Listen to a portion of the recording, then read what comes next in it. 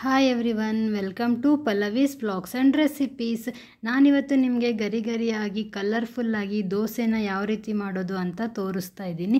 ಇಲ್ಲಿ ನಾನು ಒಂದು ಟ್ರಿಕ್ ಯೂಸ್ ಮಾಡ್ತಾ ಇದ್ದೀನಿ. ಅದರಿಂದ ಬ್ಯಾಟರ್ನ ರೆಡಿ ಮಾಡಿಕೊಂಡು ಒಂದು 3 ಟೈಪ್ಸ್ ಆಫ್ ದೋಸೆನ ಯಾವ ರೀತಿ ಮಾಡೋದು ಅಂತ ತೋರಿಸ್ತಾ ಇದ್ದೀನಿ. ಅದಕ್ಕೂ ಮುಂಚೆ ನೀವಿನ್ನು ನನ್ನ ಚಾನಲ್ನ ಸಬ್ಸ್ಕ್ರೈಬ್ ಆಗಿಲ್ಲ ಅಂದರೆ ಸಬ್ಸ್ಕ್ರೈಬ್ ಆಗಿಬಿಟ್ಟು ವಿಡಿಯೋ ನೋಡೋಕ್ಕೆ ಸ್ಟಾರ್ಟ್ ಮಾಡ್ಕೊಳ್ಳಿ. ಇದಕ್ಕೆ ನಾನು ಏನು ಮಾಡಿದ್ದೀನಿ, ಫಸ್ಟು 2 ಗ್ಲಾಸ್ ಅಷ್ಟು ಅಕ್ಕಿನ ತೊಗೊಂಡಿದ್ದೀನಿ. ಸ್ಟೋರ್ ಅಕ್ಕಿ ಅಥವಾ ಡಿಪೋ ಅಕ್ಕಿ, ಸೊಸೈಟಿ ಅಕ್ಕಿ ಏನು ಕರಿತೀರಿ ನಿಮಗೆ ಬಿಟ್ಟಿದ್ದು. ಅದನ್ನು ನಾನಿಲ್ಲಿ 2 ಕಪ್ ತೊಗೊಂಡಿದ್ದೀನಿ. ಆದಷ್ಟು ಈ ಅಕ್ಕಿನೇ ತೊಗೊಳ್ಳಿ. ನಾರ್ಮಲ್ ಅನ್ನ ಮಾಡ್ತೀವಲ್ಲ ಅಕ್ಕಿ ತೊಗೋಬೇಡಿ, ದೋಸೆ ಚೆನ್ನಾಗಿ ಬರಲ್ಲ. ಇದಕ್ಕೆ 2 ಕಪ್ ಅಕ್ಕಿಗೆ ನಾನಿಲ್ಲಿ 3/4 ಕಪ್ ಅಷ್ಟು ಉದ್ದಿನ ಕಾಳು ಹಾಕ್ತಾಯಿದ್ದೀನಿ. ಉದ್ದಿನ ಕಾಳು ಜಾಸ್ತಿ ಆಗಿಬಿಟ್ರೆ ದೋಸೆ ಗರಿ ಗರಿಯಾಗಿ ಬರಲ್ಲ. ಹಾಗಾಗಿ ಉದ್ದಿನ ಕಾಳನ್ನ ನಾನು ಸ್ವಲ್ಪ ಕಮ್ಮಿನೇ ಹಾಕ್ಕೊಳ್ತೀನಿ. ಮತ್ತು 1 ಟೇಬಲ್ ಸ್ಪೂನ್ ಕಡಲೆಬೇಳೆ, 1 ಟೇಬಲ್ ಸ್ಪೂನ್ ತೊಗರಿಬೇಳೆ, ಒಂದು 40ರಿಂದ 50 ಕಾಳು ಆಗುವಷ್ಟು ಮೆಂತೆ ಕಾಳನ್ನ ಹಾಕ್ತಾಯಿದ್ದೀನಿ. ಮೆಂತೆ ಕಾಳು ಹಾಕೋದ್ರಿಂದ ದೋಸೆ ಕಲರು ತುಂಬಾ ಚೆನ್ನಾಗಿ ಬರುತ್ತೆ. ಇನ್ನು ತೊಗರಿಬೇಳೆ ಕಡಲೆಬೇಳೆ ಏನು ಹಾಕ್ತೀವಿ ಅದಕ್ಕೆ ಅಷ್ಟೇ ದೋಸೆ ಗರಿ ಗರಿಯಾಗಿ ಬರುತ್ತೆ ಮತ್ತು ಅಂಚಿಗೆ ಅಂಟ್ಕೊಳೋದಿಲ್ಲ. ಕಡಲೆಬೇಳೆ ಜಾಸ್ತಿ ಆದರೆ ಅಂಚಿಗೆ ಅಂಟ್ಕೊಳ್ಳುತ್ತೆ. ಹಾಗಾಗಿ ಕರೆಕ್ಟ್ 1 ಟೇಬಲ್ ಸ್ಪೂನನ್ನು ಹಾಕ್ಕೊಳ್ಳಿ. ಇದನ್ನು ನಾವೇನು ಮಾಡಬೇಕು, ಚೆನ್ನಾಗಿ ತೊಳಿಬೇಕು. ಎಷ್ಟು ಚೆನ್ನಾಗಿ ತೊಳಿತೀವೋ ದೋಸೆ ಅಷ್ಟು ಚೆನ್ನಾಗಿ ಬರುತ್ತೆ. ಒಂದು 3ರಿಂದ 4 ಸಲ ನೀರನ್ನ ಚೇಂಜ್ ಮಾಡಿಬಿಟ್ಟು ತೊಳೆದು ಒಂದು 5 to 6 ಅವರ್ಸ್ ನಾವು ಅಕ್ಕಿನ ನೆನೆಸ್ಕೋಬೇಕಾಗುತ್ತೆ. ಮಿನಿಮಮ್ 5 ಅವರ್ಸ್ ಆದರೂ ನೆನೆಸ್ಕೊಳ್ಳಿ ಅಕ್ಕಿನ. ಇವಾಗ ನೋಡಿ ಅಕ್ಕಿ ಚೆನ್ನಾಗಿ 5 ಅವರ್ಸ್ ನೆಂದಿದೆ. ಇವಾಗ ನಾನು ನೆನೆಲಿಕ್ಕೆ ಬಿಟ್ಟಿದ್ದೆ. ಈ ನೀರನ್ನು ನಾನು ರಿಮೂವ್ ಮಾಡ್ತೀನಿ. ನೆಂದಿರೋ ನೀರನ್ನೇ ರುಬ್ಬೋಕ್ಕೆ ತಗೊಳಕ್ಕೆ ಹೋಗಬೇಡಿ.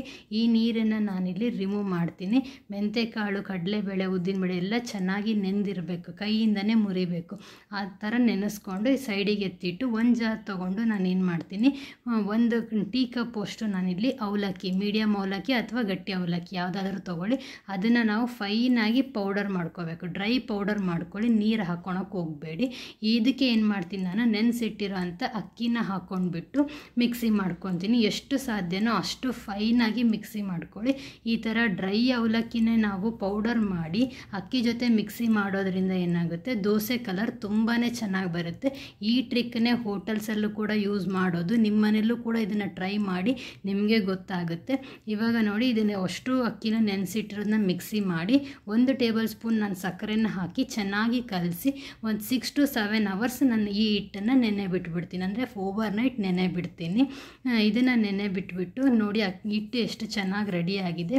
ಇವಾಗ ಏನು ಮಾಡ್ತೀನಿ, ಬೆಳಗ್ಗೆ ನಾನು ಇದಕ್ಕೆ ಸ್ವಲ್ಪ ಉಪ್ಪು, ಸ್ವಲ್ಪ ಸೋಡಾ ಪುಡಿನ ಹಾಕ್ಕೊಂಡು ಮತ್ತೆ ಒಂದು ಸ್ವಲ್ಪ ಚೆನ್ನಾಗಿ ಕಲಿಸ್ಕೊಳ್ತೀನಿ.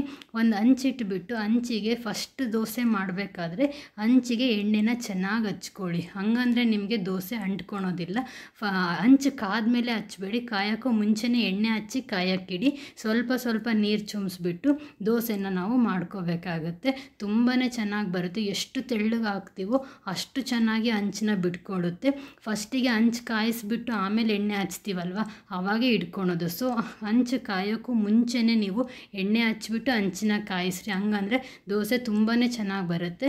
ಮೇಲೆ ಸ್ವಲ್ಪ ಎಣ್ಣೆನ ಹಚ್ತೀನಿ ನಾನು. ಎಣ್ಣೆ ಹಚ್ಚಿ ಇದು ನೋಡಿ ಇವಾಗ ಎಷ್ಟು ಈಸಿಯಾಗಿ ಹಂಚ್ಬಿಡುತ್ತೆ ಅಂದರೆ ಅಷ್ಟು ಈಸಿಯಾಗಿ ಬಿಡುತ್ತೆ. ಅಂದರೆ ಕ್ವಾಂಟಿಟಿ ನಾವು ಕರೆಕ್ಟಾಗಿ ಹಾಕ್ಕೋಬೇಕು. ಕಡಲೆಬೇಳೆ ಉದ್ದಿನಬೇಳೆ ಮತ್ತು ಅವಲಕ್ಕಿನ ಡ್ರೈ ರೋಸ್ಟ್ ಮಾಡಿ ಏನು ಡ್ರೈ ಆಗಿ ಪೌಡರ್ ಮಾಡಿರೋದ್ರಿಂದ ದೋಸೆ ಕಲರ್ ನೋಡಿ ಎಷ್ಟು ಚೆನ್ನಾಗಿ ಬಂದಿದೆ ದೋಸೆ. ಮತ್ತು ಅಷ್ಟೇ ಕ್ರಿಸ್ಪಿಯಾಗಿ ಬಂದಿದೆ ಕೂಡ, ನೋಡಿದರೆ ಗೊತ್ತಾಗುತ್ತೆ ಕಲರ್ ಆಗಲಿ ಕ್ರಿಸ್ಪಿನೆಸ್ ಆಗಲಿ. ಇವಾಗ ಇದು ಒಂದು ದೋಸೆ ರೆಡಿ ಆಯಿತು. ಇನ್ನೂ ಒಂದು ದೋಸೆಗೆ ನಾನು ಮತ್ತೆ ಸೇಮ್ ಹಂಚಿಗೆ ಎಣ್ಣೆನ ಹಚ್ಬಿಟ್ಟು ನೀರನ್ನು ಹಾಕಿಬಿಟ್ಟು ತೆಳ್ಳಗೆ ದೋಸೆನ ನಾನು ಮಾಡ್ಕೊಳ್ತೀನಿ. ನನ್ನ ಮನೆಯಲ್ಲಿ ನನ್ನ ಮಕ್ಕಳು ಕೂಡ ಅಷ್ಟೇ ಕ್ರಿಸ್ಪಿನೆಸ್ ಎಷ್ಟಿರುತ್ತೋ ಅಷ್ಟು ಚೆನ್ನಾಗಿ ದೋಸೆನ ತಿಂತಾರೆ. ಇವಾಗ ನಾನು ಇಲ್ಲಿ ಏನು ಮಾಡ್ತಾಯಿದ್ದೀನಿ ಅಂದರೆ ಬೆಣ್ಣೆನ ಯೂಸ್ ಮಾಡ್ತಾಯಿದ್ದೀನಿ. ಅಂದರೆ ಬೆಣ್ಣೆ ದೋಸೆ ಕೂಡ ಆಗುತ್ತೆ ಇದನ್ನೇ ಮಾಡಿಕೊಂಡ್ರೆ. ಕೆಲವರು ಬೆಣ್ಣೆ ದೋಸೆಗೆ ಕ್ರಿಸ್ಪಿನೆಸ್ ಇಷ್ಟಪಡಲ್ಲ, ದಪ್ಪಗೆ ಮಾಡ್ಕೋತಾರೆ. ಬಟ್ ನಾನಿಲ್ಲಿ ತೆಳ್ಳಗೆನೇ ಮಾಡ್ಕೊಂಡು ಬೆಣ್ಣೆ ಹಾಕೋತೀನಿ. ಬೆಣ್ಣೆ ಹಾಕ್ಕೊಂಡು ಮಾಡ್ಕೊಂಡಾಗಂತೂ ದೋಸೆ ಕಲರ್ ಇನ್ನೂ ಸೂಪರಾಗಿ ಬಂದಿರುತ್ತೆ. ಮೇನ್ ಅಂದರೆ ಅವಲಕ್ಕಿನ ನಾವು ಡ್ರೈ ಆಗಿ ಪೌಡರ್ ಮಾಡಿ ಹಿಟ್ಟಿಗೆ ಕಲಸಿರ್ತೀವಲ್ವ, ಅದೇ ಮೇನ್ ಅಂದರೆ ಕಲರ್ ಬರೋದಕ್ಕೆ. ಒಂದು ಸಲ ನೀವು ಇದನ್ನು ಟ್ರೈ ಮಾಡಿ ನೋಡಿ. ಮತ್ತು ಹಂಚು ಅಷ್ಟೇ ಒಂದು ಸ್ವಲ್ಪನೂ ಹಂಚು ಹಿಡಿಯೋದಿಲ್ಲ. ತೊಗರಿಬೇಳೆ ಹಾಕಿರೋದ್ರಿಂದ ಹಂಚನ್ನ ಹಿಡಿಯೋದಿಲ್ಲ. ಕಡಲೆಬೇಳೆ ಜಾಸ್ತಿ ಆದರೆ ಹಂಚು ಹಿಡ್ಕೊಳ್ಳುತ್ತೆ.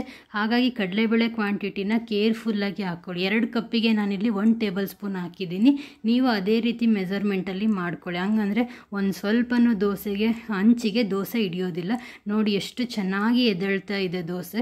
ಇದನ್ನು ಮಾಡಿಕೊಂಡ್ರೆ ನಮಗೆ ನಾರ್ಮಲ್ ದೋಸೆನೂ ರೆಡಿ ಆಗುತ್ತೆ, ಇನ್ನು ಬೆಣ್ಣೆ ದೋಸೆ ಕೂಡ ರೆಡಿ ಆಗುತ್ತೆ. ಬೆಣ್ಣೆ ದೋಸೆಗಂತೂ ಕಲರ್ ಇನ್ನೂ ಚೆನ್ನಾಗಿ ಬಂದಿರುತ್ತೆ. ಅಂದರೆ ಬೆಣ್ಣೆ ಹಾಕಿ ದೋಸೆನ ಬೇಯಿಸಿರ್ತೀವಲ್ವ, ಕಲರ್ ತುಂಬಾ ಚೆನ್ನಾಗಿ ಬರುತ್ತೆ. ನೋಡಿದ್ರೇ ತಿನ್ನಬೇಕು ಅಂತ ಅನಿಸುತ್ತೆ. ನೋಡಿ ಅಂಚು ಕೂಡ ಅಷ್ಟು ಎಷ್ಟು ಚೆನ್ನಾಗಿ ಬಿಡ್ತಾ ಇದೆ. ಸೇಮ್ ಹೋಟೆಲಲ್ಲಿ ಸಿಗೋವಂಥ ದೋಸೆ ಟೇಸ್ಟೇ ಇರುತ್ತೆ. ನಿಮ್ಮನೇಲೂ ಇದನ್ನು ಟ್ರೈ ಮಾಡಿ. ನೋಡ್ತಾ ಇರ್ಬೋದು ಕಲರ್ ಎಷ್ಟು ಚೆನ್ನಾಗಿ ಬಂದಿದೆ. ಇನ್ನು ಥರ್ಡ್ ಟೈಪ್ ಬಂದು ಸೇಮ್ ಮತ್ತು ಎಣ್ಣೆ ಹಚ್ಚಿ ನೀರನ್ನು ಹಾಕ್ಕೊಂಡು ತೆಳ್ಳಗೆ ನಾನು ದೋಸೆನ ಮಾಡ್ಕೊಳ್ತೀನಿ. ನಿಮಗೆ ತೆಳ್ಳಗೆ ಇಷ್ಟ ಆಗಲ್ಲ ಅಂದರೆ ದಪ್ಪಗೆ ಬೇಕಾದರೂ ಮಾಡ್ಕೊಳ್ಳಿ, ಅದು ಅಷ್ಟೇ ಅಂಚು ತುಂಬ ಚೆನ್ನಾಗಿ ಬಿಡುತ್ತೆ. ತೆಳ್ಳದೇ ಬಿಡುತ್ತೆ ಅಂದರೆ ಇನ್ನು ದಪ್ಪ ಆಗಿರೋದು ಬಿಡಲ್ವ, ಆರಾಮ್ಸೆ ಬಿಡುತ್ತೆ. ಇದಕ್ಕೆ ನಾನು ಏನು ಮಾಡ್ತೀನಿ ಅಂದರೆ ಮಾಡಿಟ್ಟಿರೋ ಅಂಥ ಆಲೂಗಡ್ಡೆ ಪಲ್ಯನ ಹಾಕ್ಕೊಂಡು ನೀಟಾಗಿ ದೋಸೆಗೆ ಸ್ಪ್ರೆಡ್ ಮಾಡ್ಕೊಳ್ತೀನಿ. ಫಸ್ಟು ನಾರ್ಮಲ್ ದೋಸೆ, ಆಮೇಲೆ ಬೆಣ್ಣೆ ದೋಸೆ. ಇದಕ್ಕೆ ಬೆಣ್ಣೆ ಮಸಾಲ ದೋಸೆ ಅಂತಲೇ ಬೇಕಿದ್ರೆ ಕಳ್ಕೊಳ್ಳಿ, ತುಂಬಾ ಟೇಸ್ಟಿಯಾಗಿರುತ್ತಿದೆ. ಅಂತೂ ಮಕ್ಕಳು ಪಲ್ಯ ಹಚ್ಕೊಂಡು ತಿನ್ನಲ್ಲ ಅಂತಂದರೆ ಈ ಥರ ಮಾಡಿಕೊಡಿ, ಆರಾಮ್ಸೆ ತಿಂತಾರೆ. ಈವನ್ ಕಲರ್ ಕೂಡ ಅಷ್ಟೇ ಯೆಲ್ಲೋಯಿಶ್ ರೆಡ್ ಆಗಿ ಬರುತ್ತೆ. ಇದು ತುಂಬಾ ಚೆನ್ನಾಗಾಗುತ್ತೆ. ಇದು ಕೂಡ ಇದಕ್ಕೆ ನಾನು ಏನು ಮಾಡ್ತೀನಿ, ಸ್ವಲ್ಪ ಬೆಣ್ಣೆನೇ ಹಾಕ್ಕೊಳ್ತೀನಿ. ನಿಮಗೆ ಬೆಣ್ಣೆ ಬೇಡ ಅಂದರೆ ಎಣ್ಣೆ ಕೂಡ ಹಾಕ್ಕೊಳ್ಳಿ. ನನ್ನ ಮಕ್ಕಳು ತಿನ್ನೋದ್ರಿಂದ ಆಲೂಗಡ್ಡೆನ ನೀಟಾಗಿ ಸ್ಪ್ರೆಡ್ ಮಾಡಿಬಿಟ್ಟು ಬೆಣ್ಣೆನೇ ಹಾಕ್ಕೊಳ್ತಾ ಇದ್ದೀನಿ. ನಿಮ್ಮ ಮನೆಗೆ ಬೇಡ ಅಂತಂದರೆ ಎಣ್ಣೆನ ಹಾಕ್ಕೊಳ್ಳಿ, ಅದು ಅಷ್ಟೇ ಈಸಿಯಾಗಿ ಬರುತ್ತೆ. ಮತ್ತು ಬೆಣ್ಣೆನೂ ಕೂಡ ನಾನು ನೀಟಾಗಿ ಸ್ಪ್ರೆಡ್ ಮಾಡ್ಕೊಳ್ತೀನಿ ಎಲ್ಲ ಸೈಡಿಗೂ ಕೂಡ.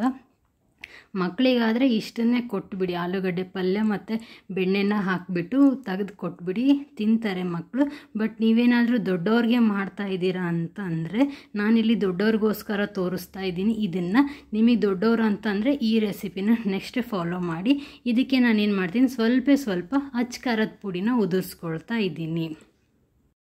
ಅಚ್ಕಾರದ ಪುಡಿ ತೀರಾ ಖಾರ ಅನಿಸುತ್ತೆ ಅಂತಂದರೆ ನೀವು ಬೇಕಾದರೆ ಪುಟಾಣಿ ಚಟ್ನಿ ಪುಡಿ ಬರುತ್ತಲ್ಲ ಹುರ್ಗಡ್ಲೆದು, ಅದನ್ನು ಕೂಡ ಉದುರಿಸ್ಕೊಳ್ಳಿ. ಬಟ್ ನಾನು ಹಾಗೆ ತಿನ್ನಲಿಕ್ಕೆ ಚಟ್ನಿ ಏನೂ ಬೇಡ ಅಂತಂದೇಳಿ ಅಚ್ಕಾರದ ಪುಡಿನೇ ನಾನು ಉದುರಿಸ್ಕೊಳ್ತಾ ಇದ್ದೀನಿ. ಇದು ಅಷ್ಟೇ ನೋಡಿದ್ರೇ ತಿನ್ಬೇಕು ಅನಿಸುತ್ತೆ. ನೋಡಿ ಎಷ್ಟು ಸೂಪರಾಗಿದೆ. ನೀವು ಕೂಡ ಈ 3 ಥರದ ದೋಸೆನ ಮಾಡ್ಕೊಳ್ಳಿ. ಕಲರ್ ಮಾತ್ರ ತುಂಬಾ ಚೆನ್ನಾಗಿ ಬರುತ್ತೆ, ಅಷ್ಟೇ ಕ್ರಿಸ್ಪಿನೆಸ್ ಆಗೂ ಇರುತ್ತೆ. ನಿಮ್ಮನೆಯಲ್ಲೂ ಕೂಡ ಇದನ್ನು ಟ್ರೈ ಮಾಡಿಬಿಟ್ಟು ಟೇಸ್ಟ್ ಯಾವ ಥರ ಬಂತು ಅಂತ ನನಗೆ ಮಿಸ್ ಮಾಡದೆ ಕಮೆಂಟ್ ಮಾಡಿ. ನನ್ನ ಚಾನಲ್ನ ಇನ್ನೂ ಸಬ್ಸ್ಕ್ರೈಬ್ ಆಗಿಲ್ಲ ಅಂದರೆ ಸಬ್ಸ್ಕ್ರೈಬ್ ಮಾಡಿ ಪ್ಲೀಸ್. ನನ್ನ ಚಾನಲ್ನ ಸಪೋರ್ಟ್ ಮಾಡಿ, ಲೈಕ್ ಮಾಡಿ, ಶೇರ್ ಮಾಡಿ, ಸಬ್ಸ್ಕ್ರೈಬ್ ಮಾಡಿ ಅಂತ ಕೇಳ್ತೀನಿ. ನೋಡಿ ಎಷ್ಟು ಈಸಿಯಾಗಿ ಅಂಚನ್ನ ಬಿಡ್ತಾ ಇದೆ ಇದು. ಮತ್ತು ಎಷ್ಟು ತೆಳ್ಳಗೆ ಹಾಕಿದ್ದೀನಿ ಅಂದರೆ ಸೇಮ್ ಪೇಪರ್ ಬರುತ್ತಲ್ಲ ಅಷ್ಟು ತೆಳ್ಳಗಿದೆ. ಬೇಕಿದ್ರೆ ನಾನು ಇವಾಗ ನಿಮಗೊಂದು ಮುರಿದು ಕೂಡ ತೋರಿಸ್ತೀನಿ. ನೋಡಿ ಖಾರದ ಪುಡಿ ಮತ್ತು ಪಲ್ಯ ಹಾಕಿರೋದ್ರಿಂದ ಕಲರ್ ತುಂಬಾ ಚೆನ್ನಾಗಿ ಬಂದಿದೆ. ಇದ್ರದ್ದು ನೋಡಿದರೆ ತಿನ್ನಬೇಕು ಅನ್ನೋ ಫೀಲ್ ಬರ್ತಾ ಇದೆ. ನೋಡಿ ಇವಾಗ ತೋರಿಸ್ತಾ ಇದ್ದೀನಿ ಎಷ್ಟು ತೆಳ್ಳಗಿದೆ ದೋಸೆ ಅಂತಂದರೆ. ಅಷ್ಟು ತೆಳ್ಳಗಿದ್ರೂ ಕೂಡ ಇದು ಅಂಟ್ಕೊಂಡಿಲ್ಲ ನಮಗೆ ಅಂಚಿಗೆನೆ. ನೋಡಿ ಎಷ್ಟು ಚೆನ್ನಾಗಿ ಪೇಪರ್ ಥರ ಇದು ಬಂದಿದೆ. ನಿಮ್ಮ ಮನೆಯಲ್ಲೂ ಕೂಡ ಮಿಸ್ ಮಾಡದೆ ಇದನ್ನು ಟ್ರೈ ಮಾಡಿ. Thanks for watching.